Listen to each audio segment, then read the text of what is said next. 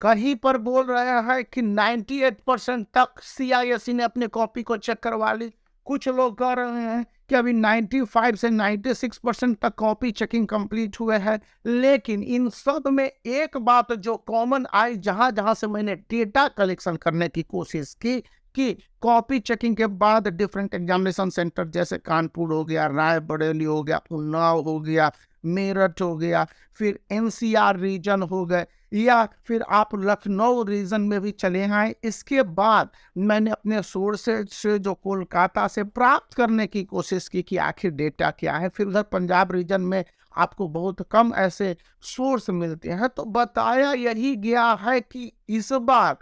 All will pass, no fail, compartment को nearly zero करने की बात है, एक्सेप्ट जहां पर स्टूडेंट ने अपनी कॉपी को खाली छोड़ दिया हुआ है, या स्टूडेंट ने अपनी कॉपी को आधा लिखा है, केवल क्वेश्चन उतार के चले आए हैं, नहीं, तो वहां पर स्टूडेंट को पास किया गया है और खुद एग्जामिनरों ने स्टूडेंट को अच्छी तरह से मेहनत किया हुआ है। और जहां पर स्टूडेंट के मार्क्स आने की संभावना 83% है, उसे माना जा रहा है कि 87% तक हो जाएंगे। 85% यदि साइंस स्ट्रीम में है तो उसे 88% तक आएंगे, क्योंकि साइंस स्ट्रीम क्लास 10 आईसीएसई में फिजिक्स, केमिस्ट्री, बायोलॉजी हो जाते हैं। वहीं पर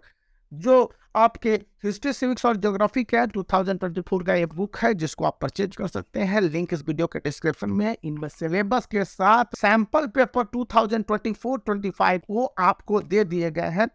तो अभी जो जानकारी मिल रही है उसके मुताबिक कहा यही जा रहा है कि सीआईएसई ने जिस तरह से लेनियंट चेकिंग की है, उसके मुताबिक है कि स्टूडेंट के मार्क्स में हाई ग्रेडेशन को सबसे ज्यादा बूस्ट या बेनिफिट मिला है। ये हाई ग्रेडेशन मतलब अब की बार 95 पार का जो सबसे बड़ा नारा लग रहा है, या कहा जा रहा है कि 95% से ज्यादा मार्क्स लाने वाले बच्चों की संख्या इस बार सबसे ज्यादा होगी। कहने का मतलब ये क्यों कहा जा रहा है, क्योंकि जो कॉपी चेकिंग करने वाले एग्जामिनेशन सेंटर रहे हैं, जहाँ पर सुपरिटेंडेंट हुए हैं, सुपरवाइजर हो गए, एग्जामिनर हो गए, मार्क्स दिए हैं, उन्होंने मैक्सिमम मार्क्स देते देते 95%, 96% आउट ऑफ 80 मार्क्स उन्होंने दिया है। और इस बात के reports different copy checking centre से सीआईएससी को भेजे